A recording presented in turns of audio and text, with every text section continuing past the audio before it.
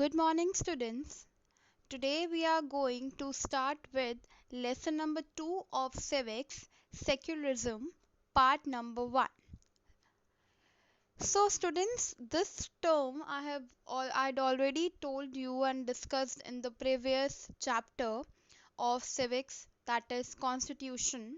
So, I hope you all must be familiar with this term. In this chapter, we are going to study it in detail.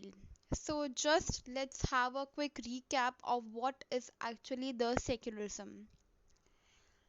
So, secularism, the term secular was inserted in the preamble during the 42nd Amendment to the Constitution.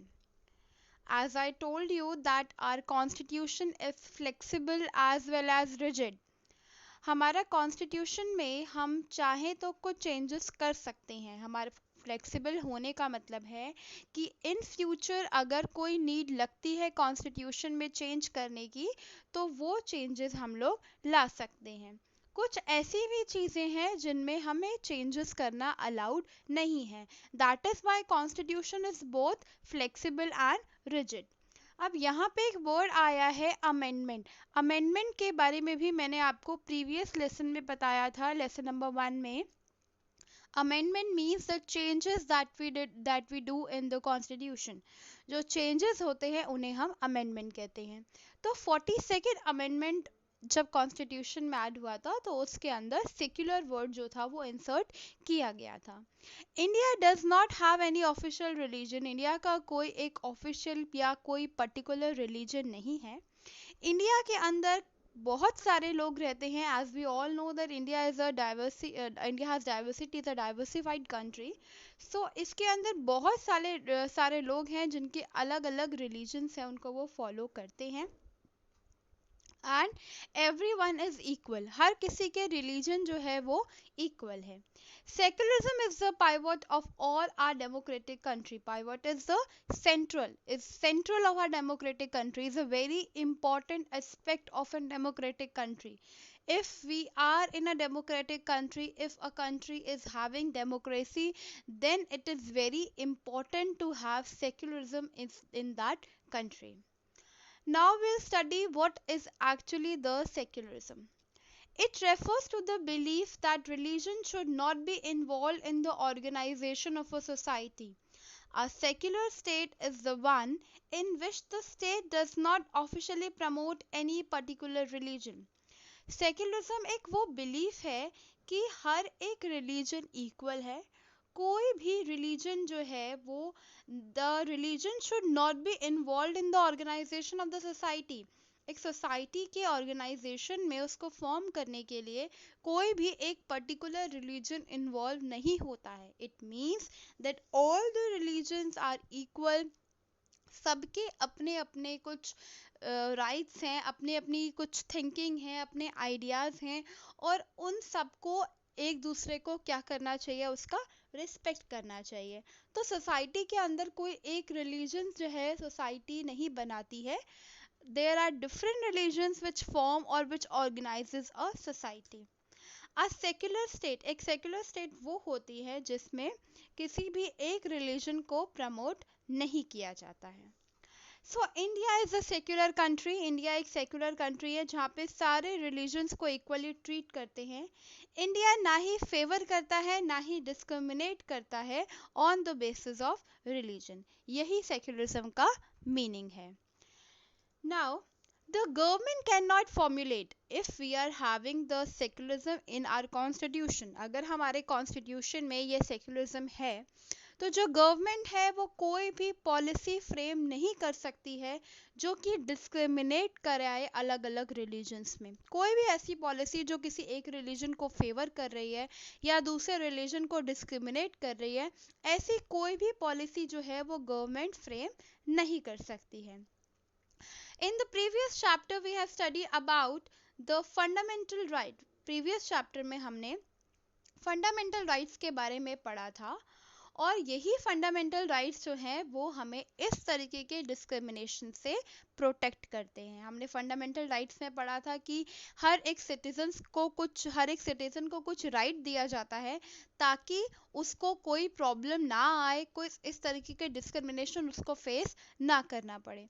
तो ये जो secularism है ये properly इसको violet ना हो, ये break down ना हो, इसके लिए हमें फंडामेंटल राइट्स मिले हैं जो कि हमें क्या करते हैं, प्रोटेक्ट करते हैं। Now the need of secularism. अब इंडिया में, नॉट ओनली इंडिया, कहीं पे भी ये सेक्युलरिज्म होना क्यों ज़रूरी है। India is a secular country, India में सेक्युलरिज्म है तो, लेकिन इसकी क्या नीड है, क्या ज़रूरत है। Secularism is important for a country to function democratically. अगर कोई कंट्री डेमोक्रेटिक कंट्री है, डेमोक्रेसी फॉलो करती है, तो उस कंट्री में सेक्युलरिज्म होना बहुत ज़रूरी है। अगर किसी कंट्री में रिलीजन के बेस पे ही इतने डिस्क्रिमिनेशन होते रहेंगे तो कोई फ़ायदा नहीं है उस कंट्री के डेमोक्रेटिक होने का, क्योंकि डेमोक्रेटिक कंट्री एक यूनिटी का सिंबल देती है। क्योंकि डेमोक्रेसी के अंदर क्या है, सब लोग मिलकर इक्वल ही अपने रिप्रेजेंटेटिव्स को चूज करते हैं, हर एक सिटीजन के पास कुछ राइट्स हैं, people are the one who choose their representatives. तो जो डिसीजन मेकिंग पावर है या जो चीज़ों को, वो सब लोगों के पास है। तो अगर लोगों में ही डिस्क्रिमिनेशन रहेगा, यूनिटी नहीं रहेगी, तो there is a no use of democracy. So it is very important कि सेक्युलरिज्म एक इम्पॉर्टेंट एस्पेक्ट है डेमोक्रेटिक कंट्री का। Second point is almost in every country in the world has more than one religion. बहुत सारी countries ऐसी हैं India के अलावा जहाँ पे एक से ज़्यादा रिलीजन के लोग वहाँ रहते हैं। और हो सकता है जब एक से ज़्यादा रिलीजन के लोग वहाँ एक जगह पे रहते हैं या कोई भी ऐसी चीज़ होती है, तो वहाँ पे जो मेजॉरिटी होती है कहीं ना कहीं वो पावर को एक्सेस करने लगती है। तो हो सकता है पावर को एक्सेस करने में वो अपनी पावर का मिस यूज़ करे या फिर फाइनेंशियल रिसोर्सेज का यूज़ करके लोगों को डिस्क्रिमिनेट करे। तो it's a very natural thing कि जहाँ मेजॉरिटी होती है उनका डोमिनेशन वहाँ हो जाता है। तो अगर एक कंट्री के अंदर सेक्युलरिज्म होगा तो ये जो प्रॉब्लम आती है डोमिनेशन वाली, इससे हम बच सकते हैं। Third point is any form of domination based on the religion may violate the fundamental right that a democratic country guarantees to a citizen.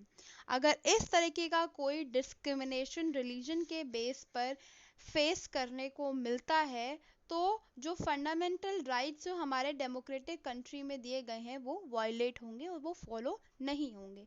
तो इट्स वेरी इंपॉर्टेंट कि ये जो डिस्क्रिमिनेशन है इनसे हम बच सकते हैं जब हम अपने फंडामेंटल राइट्स का प्रॉपर यूटिलाइजेशन करेंगे। तो फंडामेंटल राइट्स हमें गारंटी देता है कि ये सारे डोमिनेशन जो है, किसी फॉर्म ऑफ डोमिनेशन जो है वो नहीं होगा।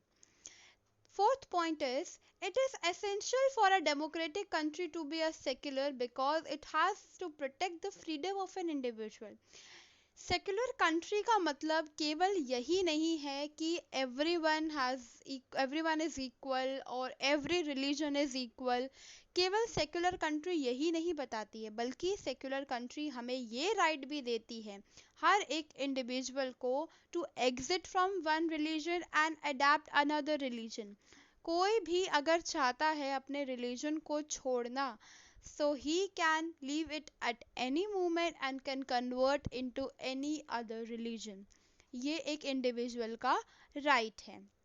और have the freedom to interpret the religious teachings differently. जो भी उसकी रिलीजियस टीचिंग्स है, हर एक रिलीजन की कोई ना कोई टीचिंग्स होती हैं, कुछ चीज़ें होती हैं जो फॉलो करते हैं।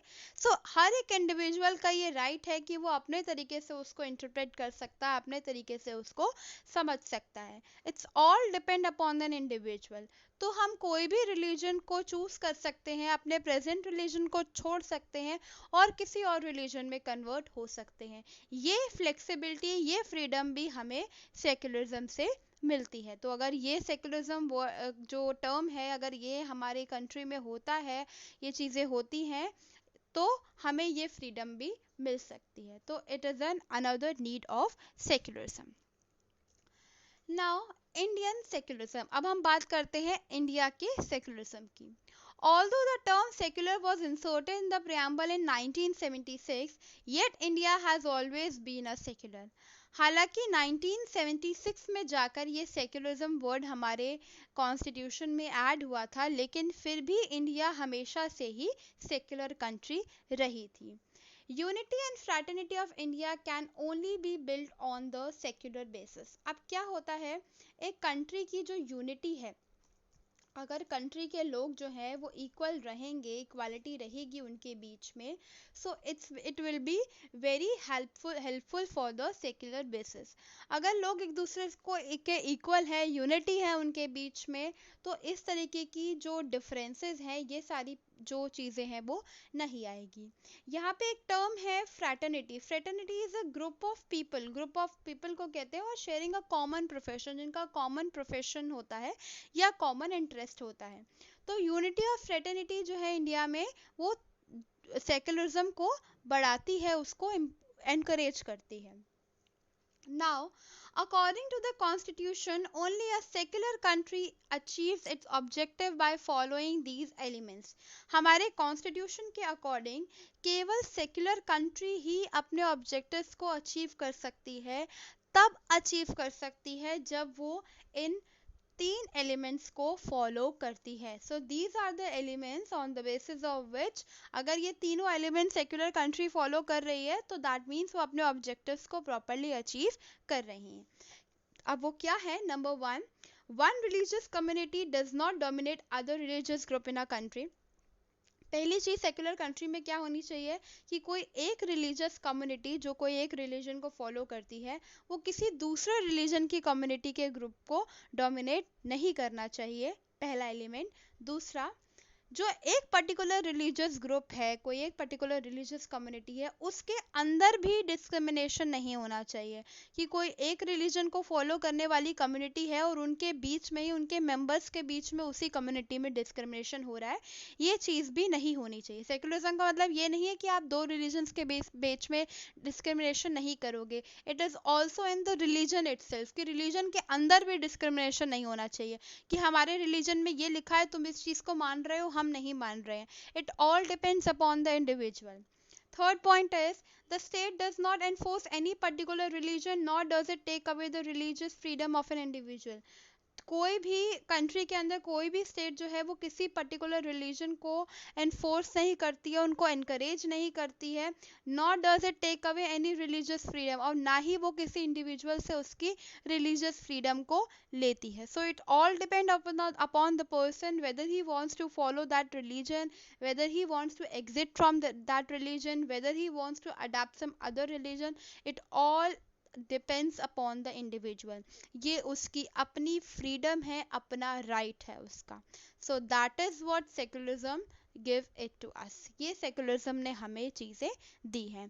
So here we are finished with our part number 1 of civics lesson 2.